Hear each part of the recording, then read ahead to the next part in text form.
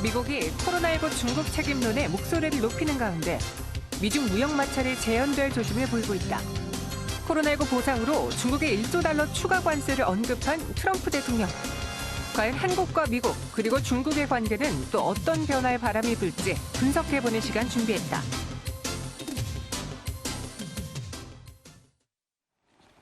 네, 이제 코로나19 피해에서 좀 벗어나려고 했더니 미국과 중국 간의 무역 전쟁이 다시 발발할 그 두려움에 쌓여 있습니다. 시장에서의 큰 악재가 될 수 있는데 왜 또 이런 이야기들이 오가는 걸까요? 용인대학교 중국학과 박승찬 교수와 함께 짚어보도록 할게요. 어서 오세요. 반갑습니다. 네, 안녕하세요. 네. 그동안은 저희가 뭐 중국 현지 상황 어떠냐, 네. 코로나19 피해 어떠냐 이런 거 여쭤봤는데 이번엔 갑자기 또 중국이 미국과 함께 무역 전쟁에 대한 위험에 휩싸였거든요. 네. 미국이 먼저 제기한 중국의 코로나19 책임론 무엇인가요? 사실 뭐 예견됐던 거기는 합니다. 제가 그전에도 한번 얘기를 말씀드렸던 것 같은데 일단 왜 저렇게 하느냐 저는 좀 심플하게 한 5가지로 좀 정리를 좀 해볼 필요가 있을 것 같아요. 첫 번째는 일단은 미국이 너무 커졌어요. 그래서 미 행정부, 그러니까 트럼프 대통령의 대응, 초기 대응 실패에 대한 전환령이 필요하다라는 거 분명히 보여지고요. 두 번째가 이제 일단은 지금 이제 선거용으로 좀 이제 내용으로 들어가서 보면 네. 강력한 좀 대중 정책, 그러니까 중국을 때리기로 하면서 지지 세력을 좀 더 모아야 된다라는 그런 필요성이 있는 것 같고, 세 번째가 이제 지금 강력한 또 민주당 대통령 후보가 지금 조 바이든 전 부통령입니다. 그러니까 조 바이든 부통령이 이제 중국과의 좀 연관색이 연결고리가 많이 있습니다. 그래서 그것을 부각시키기 위해서는 중국이라는 이슈를 계속 캐워야 된다라는 게 있는 것 같고요. 네 번째가 이제 결국 이제 판벨트라고 하죠. 이게 중국이 미국산 콩, 농산물을 사줘야 되는데 안 사준다는. 그러니까 결국 이 표심, 트럼프를 몰표를 줬던 이 중서부 판벨트의 표심을 잡기 위한 것들, 이게 있을 것 같고요. 다섯 번째가 좀 중요한 건데요. 네. 이게 이제 미국과 중국의 백신 개발 속도전입니다. 무슨 말이냐면 백신 개발이 중국이 만만치 않게 빨리 간다는 이야기죠. 3월 18일 날요, 이 코로나 백신에서 임상 시험을 승인을 했죠. 그래서 지금 중국이 이제 인민해방군 과학자 포함해서 한 1000여 명이 넘는 과학자가 지금 거기에 다 올인하고 있다는 거 아니겠습니까? 그러니까 중국이 하면 또 한다는 거 아니겠어요? 그 1000명이 붙어서. 근데 이게 만만치가 않다는 건데, 보통 우리가 백신하면 1년 6개월 보는데 분위기가 심상치 않다는 게 지금 미국에서 감지가 되고 있다는 이야기입니다. 야, 이러다가는 우리가 더 코너에 몰릴 수가 있겠다. 이걸 전환할 수 있는 용이 지금은 공세를 펼치는 게 가장 적합하지 않느냐라는 타이밍을 지금 딱 봤다라고 저는 5가지로 정리할 수 있을 것 같습니다. 네. 이전에도 그 가능성에 대해서 정말 교수님께서 먼저 언급을 해주셨는데 네. 지금 발원지에 대한 논란이 좀 분분하잖아요. 네. 대부분의 사람들은 발원지가 중국 우한이라고 생각을 했거든요. 근데 네. 중국 측에서는 우린 아니다라고 해요. 그게 그냥 정부의 입장인가요? 정말 중국인들이 그렇게 생각하고 있는 건가요? 중국인들은 좀 이렇게 반반인 것 같아요. 그러니까 좀 그렇게 믿는 사람이 일단 많은 것 같고요. 네. 정부는 아니라고 이야기하지만. 네. 그러니까 사실 지금 일단은 이 내용을 좀 들여다봤을 때는 쉽게 설명하면 이런 거예요. 정황 증거는 있는데 확실한 물증이 없는 거죠. 그러니까 스토리가 그런 겁니다. 그러니까 인과관계가 좀 바뀌지 않은 상태가 있는 것 같습니다. 네. 그러니까 이런 거죠. 우리가 이야기하는 우한의 하남 수산시장에서 발병을 했는데 그 바이러스를 지금 얘기를 하는데 지금 우리가 계속 지금 미국이 이야기하는 우한 바이러스 연구소가 바로 거기 있지 않습니까? 지금 있는데 이게 중국 과학원 산하에 그러니까 일반 뭐 바이러스 연구소가 아니라 보통 이제 이게 생물 안전 그 실험실이 이제 1급부터 이렇게 또 나눠지는데 4급 정도가 되면 이제 우리가 말하는 치명적인 바이러스를 연구하는 데거든요. 그게 전 세계 한 54개 정도밖에 없는데 네. 중국은 유일하게 바로 우한에 있다라는 거죠. 여기 또 그 스토리가 맞아 떨어지는 거예요. 네. 그게 화남시장과 한 30km 정도 떨어져 있습니다. 그러니까 이제 이런 여러 가지가 이제 있으니까 이제 이게 이슈화가 되는 거고 중국은 이제 아니다. 이제 이게 이런 부분에 있어서 이제 결정적으로 중국이 아니다라고 이제 이야기를 하는 이유는 이제 바로 3월 11일이죠. 미 하원 청문회에서 미국의 질병통제예방센터 그 국장이 이제 이게 우한에 퍼뜨린 것은 미국인 가능성도 배제할 수 없다. 미국 독감 환자가 코로나 터지기 전에 훨씬 더 많았는데 거기에 양성 판정을 받을 수 있는 가능성도 배제할 수 없다. 이런 말을 하니까 이제 신났죠. 네. 중국 정부 입장에서. 그런 이슈가 지금 이제 커지면서 서로 간에 이제 공방전이 지금 일어나고 있다라고 보여지고요.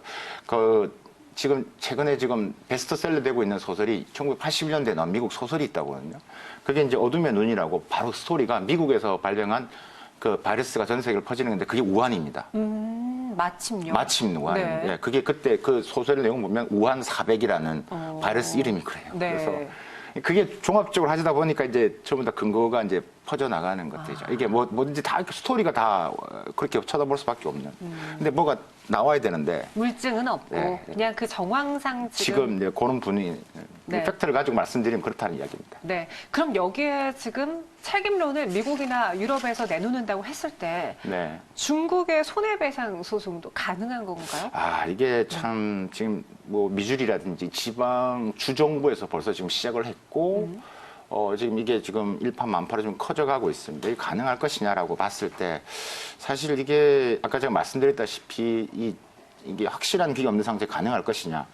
그래서 뭐 유엔 국제사법 그 재판소에 제기를 한다라고 했을 때도 이게 국제법상 주권 면제, 즉 주권 국가는 다른 나라 법정에 피고인이 될 수 없다. 이런 게 규정상 이게 가능할 것이냐라고 이제 많은 이야기를 합니다. 그래서 이게 이제 쉽지 않을 거다라고 판단을 일반 이제 법학자들은 그런 식으로 지금 이해를 하고 있는 단계입니다. 근데 지금 분위기가 아시겠지만 중국과 반중국의 프레임으로 지금 넘어가고 있는 부분들입니다. 그래서 트럼프 입장에서는 더 힘을 좀 받고 좀 끌고 가려고 하는데 네. 실제 그렇게 했을 때 이유가 미국 편에 서줄지는 아직까지는 저는 미지수라고 보여집니다. 물론 독일에서 매체에서 얘기를 하고 있지만 실제 다른 영국과 프랑스나 이런 데서 지금 트럼프와의 관계도 있기 때문에 쉽지는 않을 것이다. 그래서 지금 이제 트럼프가 이제 아까 1조 위안에 대한 관세, 그게 이제 징벌 관세거든요. 만약에 배상이 안 될 경우는 그건 징벌적 관세로 내가 관세로 하겠다. 때리겠다라는 것들이죠. 그럼 이 책임론과 신경전이 무역전쟁까지 분명히 영향을 줄 수 있을 텐데 지금 무역 1차 합의 파기론도 제기가 되고 있고 네. 중국 측에서는 이렇게 자꾸 나온다면 우리 2차 합의 점점 늦출 거다라고 이야기도 나오고 있거든요. 그 가능성에 대해서는 어떻게 보시나요? 근데 사실 이것도 이게 드러나는 신문 매체의 이야기를 이렇게 들으시면 그러는데 그 스토리를 조금 더 들어가 보면 처음에 저희들 같은 전문가들이 생각할 때는 중국이 그 1차 합의에 대해서 이행을 못할 거라는 것을 먼저 할 건데, 그러니까 미국이 지금 이런 이야기를 하는 것은 트럼프 대통령은 이미 중국이 이행을 못할 것이라는 것을 알고 있다라고 저는 생각이 듭니다. 그래서 이제 시사를 했다라는 생각이 들고요. 지금 이제 이게 전반적인 스토리 있는 부분에서는 제가 생각할 때는 일단은 뭐 천재지변의 이유로 지금 중국 자체가 이행을 하기가 쉽지 않다. 이게 그래서 뭐 지금 콩을 뭐 우리가 지금 1차 우리 1월 15일 날 우리 합의문에 보시면 뭐 미국산 물품에 대해서 2017년은 대비 뭐 훨씬 더 많은, 그러니까 2년 동안 2천억 달러, 그 중에서 첫째는 770억 달러를 수입을 하고 두 번째는 1230억 달러 수입한다는데 그 중에 많은 양이 콩, 대두인데 지금 뭐 중국에서 뭐 아프리카 돼지열병으로 뭐 지금 돼지가 없는데 무슨 콩 수입을 하겠어요. 쉽지 않다라는 부분들. 그러니까 지금 트럼프 대통령은 6월 6일 날 백악관 기자회담에 이런 말을 했지 않습니까? 지금 앞으로 2주간이 핵심이다. 도 지켜보겠다. 뭘 가지고 지켜보겠다. 지금 조사를 하고 있다. 어떤 조사를 하고 있냐면 중국이 1차 합의에 대해서 이행을 하고 있느냐 없느냐를 조사를 해서 아니면 부과를 하겠다라는 건데 결과론적으로 저는 봤을 때는 분명히 이행이 안 됐을 거라고 봅니다. 그러면 그 시나리오는 그렇게 간다는 이야기예요. 네. 그러니까 말의 스토리가 그렇게 해야지만이 트럼프 대통령 입장에서는 논리가 있기 때문에, 그러니까 그렇게 해서 미국이 그렇게 1조 위안을 징벌 관세를 하겠다라고 했고, 그게 결국은 조사가 2주 안에 나올 것이고, 그러면 거기에 대해서 합법적으로 네가 안 지켰으니까 내가 징벌 관세를 때린다라는 식으로 진행이 되지 않을까라는 게 제 분석이기도 합니다. 그럼 생각하고 싶진 않지만 만약에 미중 무역 합의가 파기된다면 우리 경제는 분명히 충격을 받을 것입니다. 네. 그리고 코로나19 이야기하기 전에 한 1, 2년간 맨날 무역 전쟁 이야기 했었거든요, 저희. 그렇죠. 많이 했죠. 저희 또 그 상황이 반복되겠네요. 코로나 아니더라도 네. 계속 반복될 수밖에 없을까. 이게 아유, 힘 빠져요. 그렇죠. 네. 우리 경제 참 많이 이야기했던 것 같습니다. 이게 지금 일단 1조 더 추가 완수하면 바로 지금 우리 또 다시 이 계산기를 다시 두드려야 됩니다. 지금 우리 지금 수출과 수입, 지금 여러 가지 중개 무역을 하고 있는 혹은 이게 우리가 가공 무역을 하고 있는 이 지금 구조에서 우리가 다시 계산기를 두드려 봐야 되는, 거기에 따라서 우리 경제 뭐 이 지금 시청하시는 분들도 다시 우리 주가도 다시 살펴봐야 되는 문제가 있는데 지금 미국과 중국이 우리나라 전체 수출에서 차지하고 있는 비중이 뭐 한 40%가 넘거든요. 그러니까 절반이 두 나라에 지금 엮여 있거든요. 네. 우리가 중국에 중간재 팔아서 중간재 만들어서 최종재 미국에 수출하고 이게 수출하는데 이게 다 얽혀버린다고 생각을 해보십시오. 더 나아가서 우리 10대 그룹, 우리 지금 중요한 우리나라 10대 그룹 중에서 그러니까 그 중국에 나가 있는 법인이 10대 그룹 한 400개 정도 나가 있거든요. 네. 미국에 한 350개. 그럼 다 영향을 받아요. 그럼 다 경제 여파를, 우리나라 경제 일권 대기업이 중심인데 이런 부분에 있어서의 영향을 받아서는 직격탄을 받을 수밖에 없다.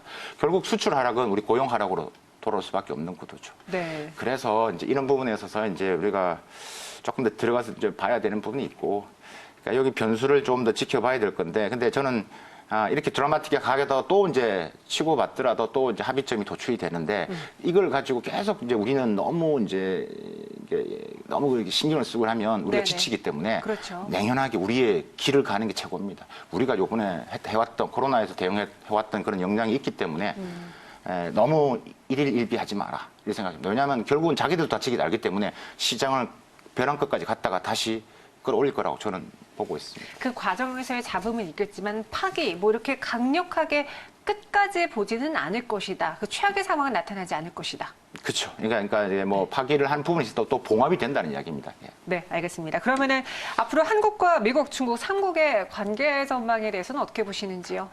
이게 한국 일단은 뭐 너크래커라고 그런 말을 많이 하잖아요. 이 너크래커, 그러니까 끼어 있는 현상이 더 두드러질 수밖에 없다라는 겁니다. 그래서 이게 이제 결정적인 게 제가 지난 방송에 말씀드렸다시피 이제 시진핑 주석의 방한과 맞물리면서 한국과 중국 간의 여러 가지 물밑 협상을 통해서 또 많은 선물을 줄 경우 이게 이제 트럼프가 싫어하는 선물이 같이 엮였을 때 정말 너크래커가 끼워질 수밖에 없는 부분이 있다.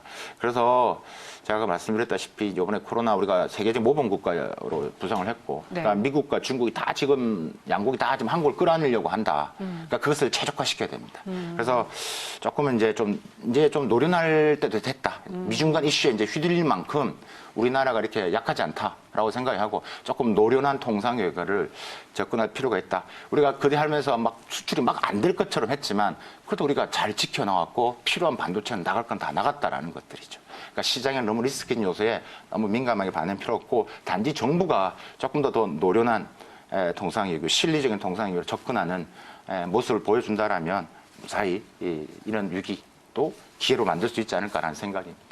네, 알겠습니다. 미중 무역 분쟁에 대한 현 상황 이야기 들어봤고요. 지금까지 박승찬 교수와 함께했습니다. 오늘 말씀 고맙습니다. 감사합니다.